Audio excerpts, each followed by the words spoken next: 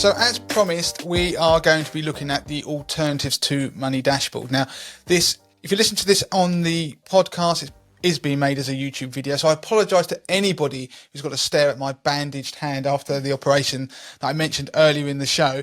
But Money Dashboard is an app that I used extensively. It's a budgeting app, and there was a news that it's going to close at the end of the month. So the end of October, the app will be no more. We're going to put links in the show notes of this video and this podcast to a news article that gives all the details about what is happening and why, and also tells you how you can export your data or actually have it deleted from Money Dashboard. Now, of course, when the news came out, we had loads of emails from people saying, what should I do? What's the best alternative out there? Because if you're like me, I actually became quite reliant on Money Dashboard. So Money Dashboard was probably it probably wasn't quite my most clicked app or used app, but I did go into it multiple times a day. And it's one of those things, once you set it up, your finances would run smoothly and you'd be able to just monitor things. And of course, when the news broke, anybody in Money to the Masses Towers could tell you I was a little bit downhearted and distraught, having to try and find an alternative. And so because of that, I then spent the next few days after the news came out trying to find alternatives. And the main alternatives out there are Emma, Snoop and Moneyhub. Now, what we're going to do is Lauren's come onto the show because Lauren knows all of these apps inside and out, reviews them for Money to the Masses. You can find reviews about any of these investing or money management apps, so things like Emma, Snoop, Moneyhub, Plum. You can find them all on the Money to the Masses website. We'll put links to them in the notes of the video and podcast. And so Lauren's going to run through some of the highlights of what these apps do. I will say that we are not including Plum because Plum really has moved more into the sort of saving and investment space. So it's not an alternative. Now, all of these apps, I have to say as a caveat, are good apps in their own right. So there'll be people who might watch this and listen to it, be thinking, oh, that's my favourite. I can't believe you've dismissed that one and picked the other one as your choice as the Money Dashboard alternative.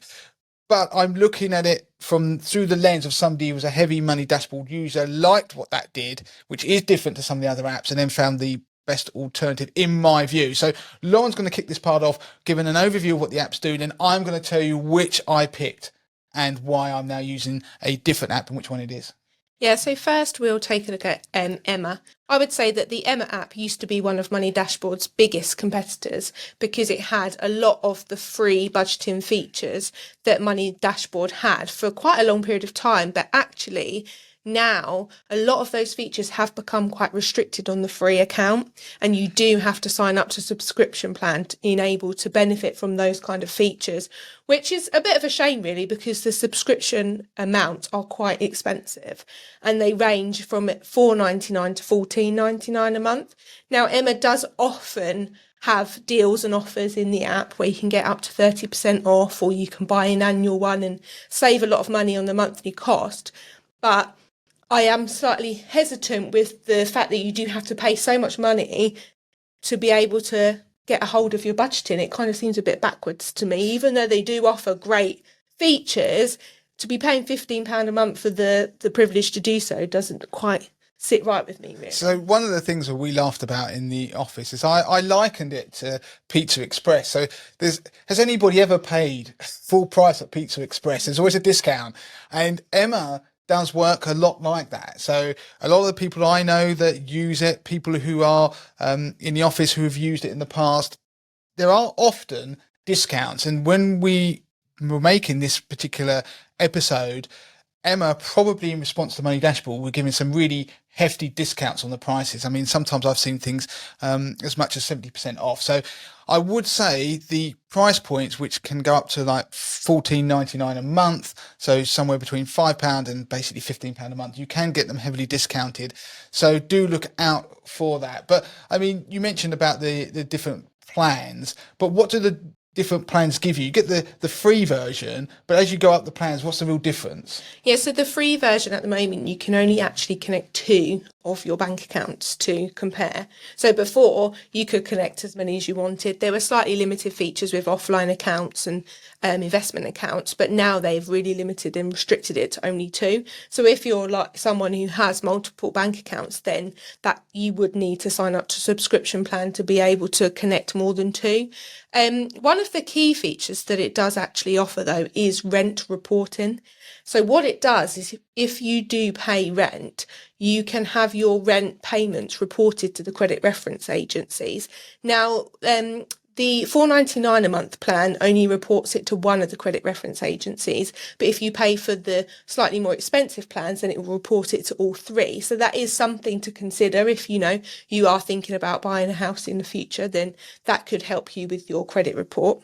And another of the key features that you can get with Emma is savings goals. So if you want to set savings goals and kind of work out your budgeting in your saving in your accounts to save towards a particular goal, then this is something that does come along with the subscription account.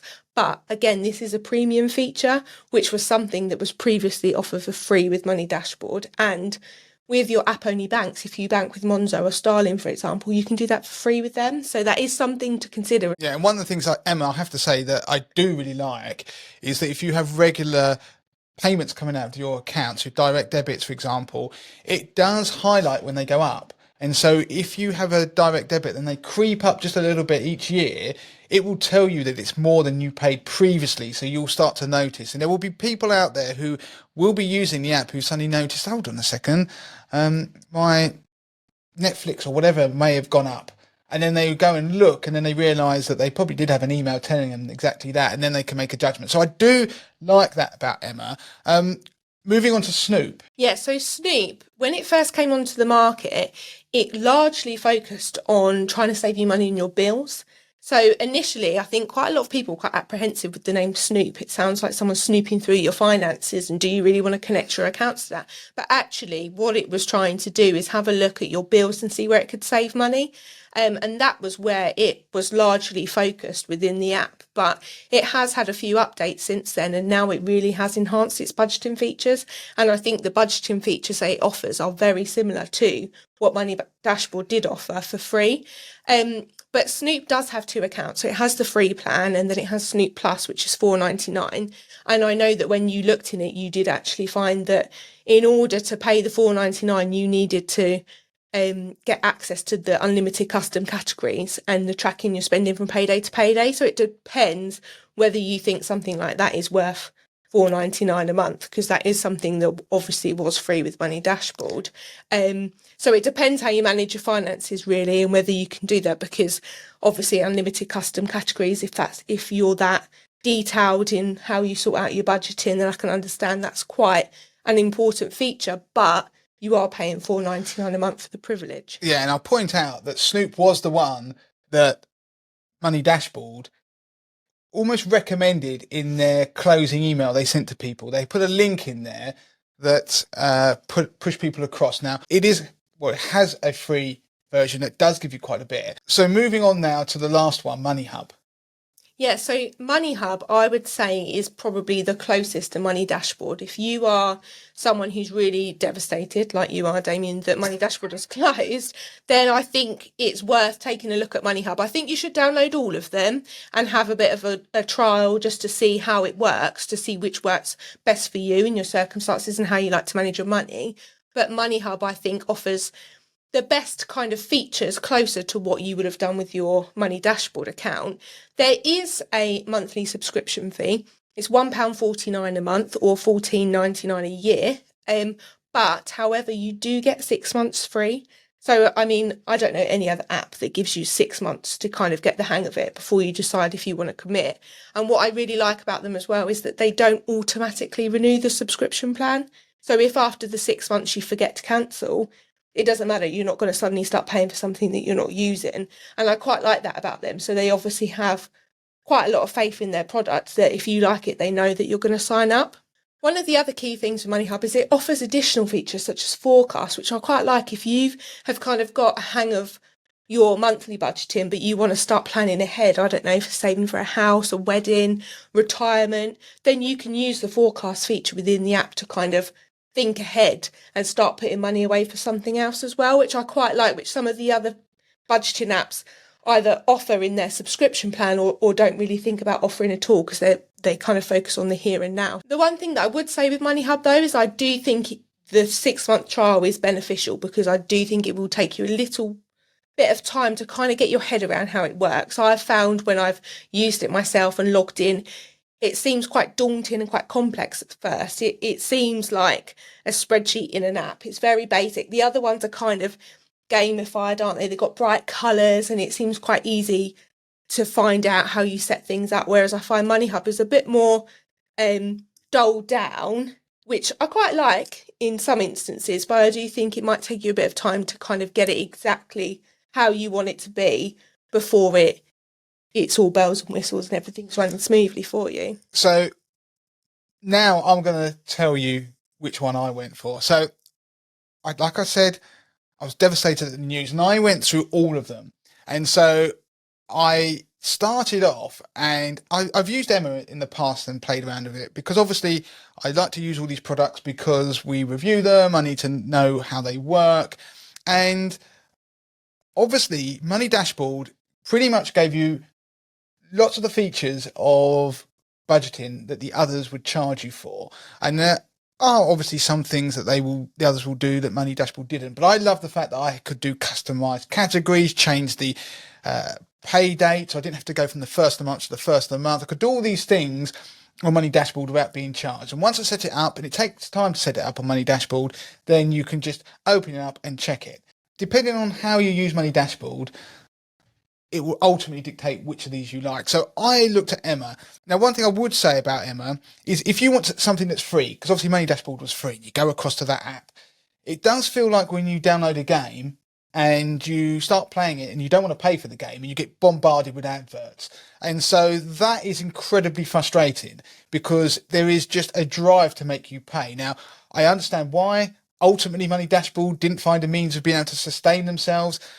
Oddly, if I'd been able to pay a few quid perhaps a month for Money Dashboard, I probably would have done, given how much I used it, but that was never an option. They've obviously now closed the app. So with Emma, when you use the app, you do get bombarded with reasons to upgrade to one of their subscription plans. So one of the things that had changed since I previously looked at it was the inability to just update the app whenever you want it. So you go in there, and on the free version you can only update the numbers in your accounts once a day. Now I find that's frustrating, because I'm the sort of person who likes to be quite granular, and if I'm doing spending, and don't forget, if you've got household finances and your partner's out doing things and spending money, then that is something that you might want to get visibility on when you're doing your budgeting, so you can both go and look at it. That is a slight restraint on that. One thing I do like is that it does show you upcoming payments, including transactions that have been made, so pending ones on credit cards. A drawback on Money Dashboard was that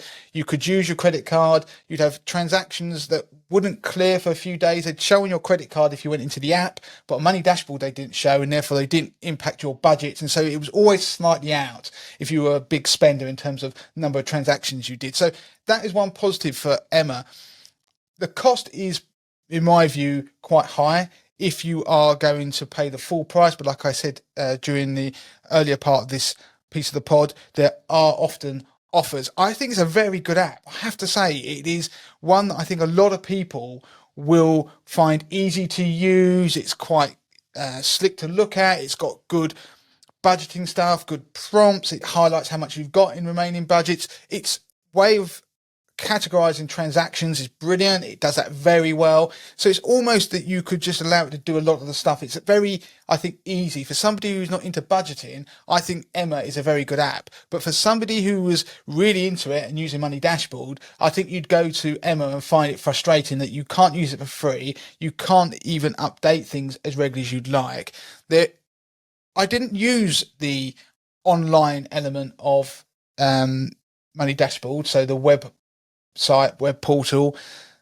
Emma doesn't have one of those, so it's just all that. I just use apps anyway, so I like that. So for me, I very quickly got frustrated with Emma because I couldn't do the customization that I wanted. It's almost as soon as you want to do something, you've got to pay. And the cost I thought was prohibitive. So even though I could have got it very quickly, and I did, to doing what I wanted on Money Dashboard, to do it continually and as much as I wanted with such regularity, I was going to have to pay. And that was when I then moved on and had a look at Snoop. So Snoop is free, has a free plan. And that was one of the things the email for Money Dashboard was really heavy on promoting. I started to use Snoop. I was amazed how the app had evolved. It was quite slick. I liked the design of it. And I started to use it, put my accounts in there, and then very quickly I hit a bit of a snag. So the way it displayed things, I found quite cumbersome. For example, when you list the transactions, rather than listing it by your budget, it would list it by the card, for example, that it come from, like a credit card or your joint account or whatever account you have. That meant that you had to keep going into each transaction to try and get a bit of visibility. When I have a budgeting app, and the reason I like Money Dashboard was when you set it up, you could have a very high level view of things, and it just, things would drop in and you just looked at it. Have I ever spent on my discretionary budget or my bills? No. Great. And so you didn't have to do too much. It was just almost a plate was being spun. And I found when I was looking at Snoop and trying to set it up, I didn't get that transparency when I opened the app. I found it a little bit cumbersome. There may be people out there who might say, yes, you can work it around another way and you can get it on a different view. I'm just saying from my initial look at it when I was using it for a while, I found that difficult. I didn't like the fact I couldn't change the cycle, so I couldn't change it from the first of the month to the first of the month. As soon as I wanted to do that, it wanted me to pay and upgrade, because I was getting a lot out of the free version of it. But as soon as I wanted to change that, so if your payday is not on the first of the month, or you don't budget from the first of the month to the first of the month, straight away you've got to pay. And so I then did go onto MoneyHub. I thought Snoop was going to be the answer, and then I thought, no, it's not. Went on to MoneyHub. Now, MoneyHub, I have to say, it took me time to set it up. And it isn't like Money Dashboard, but is at the same time, if you get what I mean. There's elements of it that look and work in a very similar way. It's much more granular, but that is also, it gets a little bit too granular. So if you think there's a line of sort of simplicity to complexity from left to right, I think Emma is down the left-hand side, very user-friendly, but it costs. If you move up and you get things like Snoop, but then you eventually get to Money Dashboard, which was free, but higher complexity. But then you get MoneyHub, that's a little bit more complex. And what I found I was having to do was slightly dumb it down. So I started using it, and it took me pretty much a half a day, I'd say, to set up the MoneyHub system to mirror Money Dashboard. And one of the issues I had was that MoneyHub likes to be very granular. So it will give you what's your budget for your mobile phone, a budget for your broadband. I don't think in those terms. I have a very broad bills budget. So if you budget in certain ways, like I, for example, look at bills as a totality, I would look at discretionary spending, food spending, those sorts of budgets. Travel would be another one that I would look at.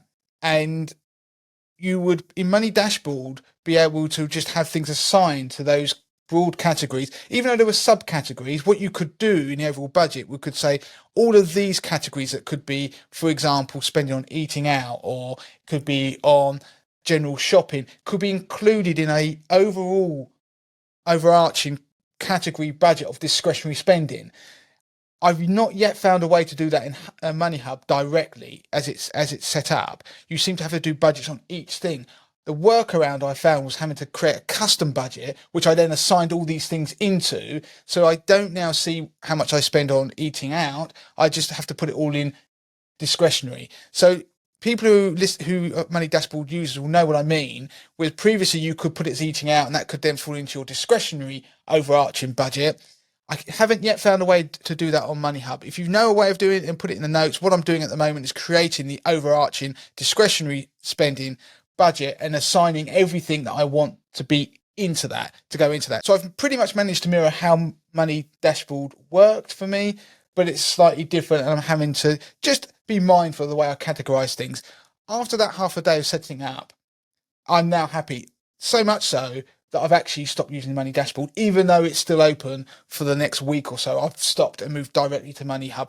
Now, the one thing I would say about Moneyhub, it's a little bit more, it prompts you, transactions occur. Are you happy with the category it's in? Money Dashboard was very slick at putting things in categories. It learned from what you were doing previously, what you'd put transactions into. It would just then realise what the rule was, and it would move things in there in the future, auto categorize. I've yet to see how good Moneyhub is at doing that. I don't mind the prompting because I therefore make sure things go into the correct category. Now, it doesn't have some of the features of things like Emma in terms of being able to show me the increase in certain direct debits because of the way I've set up my budgets within the app. But as you say, you could become an absolute power user of this and start using all of the different tools, forecasting, really go granular, and then you would get loads out of Moneyhub. So I've simplified its usage, but I could go and become an absolute power user and putting everything in there. So I don't think I'll get to that because for me, it does what I need it to. But I think overall, Moneyhub is the one that I'm going to go with. So the others aren't bad apps, but I think if you are a Money Dashboard user, you use it in a certain way, you like the features, I think you'll get on much better with Moneyhub. And a few people I've had discussions with via email afterwards have shared some of those views. They've tried to make the others work. So I've been quite heavy there as a user, gone quite granular on how these apps work. If you're new to budgeting, one thing I would say, we'll put a link to a budgeting spreadsheet we created at Money to the Masses, which makes it really simple, that allows you to create budgets, but then also takes you on that journey of maybe exploring some of the apps to help you with the daily management side of things. So if you're new to budgeting, then hopefully that's giving you a bit of a steer about the types of apps. But then, Lauren, there are other things people can do. They don't have to use these apps. Yeah, if you don't want to use your apps and connect your other bank accounts for it to be in one place, because the apps really, they're a bit like a spreadsheet on your phone, aren't they? So what I tend to do is I use Starling, Starling, Monzo. I've banked with both of those. And Starling has the really great feature of the spaces. So I use my budgets where I've got bills, I've got food, I've got a petrol one. And now you can create the virtual cards from them. So when you go and do your food shop in Tesco, Sainsbury's, wherever, and you go to your till, you can have that on your Apple Pay. So I now pay directly from those spaces rather than having to move the money over. So rather than seeing what I've spent where in the budgeting app, I do it directly in the banking app that I use, because that's what we use for all of our spending. So that is something else that you could consider if you do use Monzo or you use Starling, or even some of the high street banks now. They are offering categories and categorising your spending, just so that you can get some kind of insight into where your money's going each month. That will help you no matter what you do, just to kind of understand how to manage your budget, where you can cut back and where you can start saving. Yeah, so the freeway use spreadsheets like the one that we're going to put a link to. So there's always that option. But as Lauren has mentioned, if you go committed with a particular bank, you can do all of this stuff with them, because obviously in the past it wasn't possible. So if you're somebody who has lots of different bank accounts, lots of different credit cards and things, then obviously an app like we've talked about, the budgeting apps, are very useful, and you can use them to try and get an overview of your finances very quickly and stay in control. But if you have a much more streamlined personal finances, so you might just bank with one bank, for example, like Starling, then I think you can do a lot of this stuff in there and get the categorization. As you say, you can use the spaces. You can use one, for example, if you go on holiday, you could have a holiday spaces and spend directly from that when you're abroad. And obviously, this isn't a promo for Starling, but they are now paying a fairly decent interest rate on their current account. It was abysmal before, but they've just upped it. We'll put a link in the notes to the rate, actually. And also, while we're talking about that, we can give Monzo a mention as well, because of the cost of living crisis, they've actually made some of their premium budgeting features free, which means that if you don't pay for one of its subscription accounts, you can still take advantage of some of the budgeting features that previously was only for those that paid a fee. So that is something worth considering. So that was a roundup of the budgeting app space and the alternatives to Money Dashboard. It was my view. I would love to hear what people think. People who are listening to the podcast or watching the YouTube video, do give your views, because it will help lots of people. Because don't forget, people run their finances very differently. They even use the individual apps very differently as well. So they may find, if you're a certain type of user, one of the other apps may have been a better choice. So do share that in the comments below, because it's great to share that knowledge.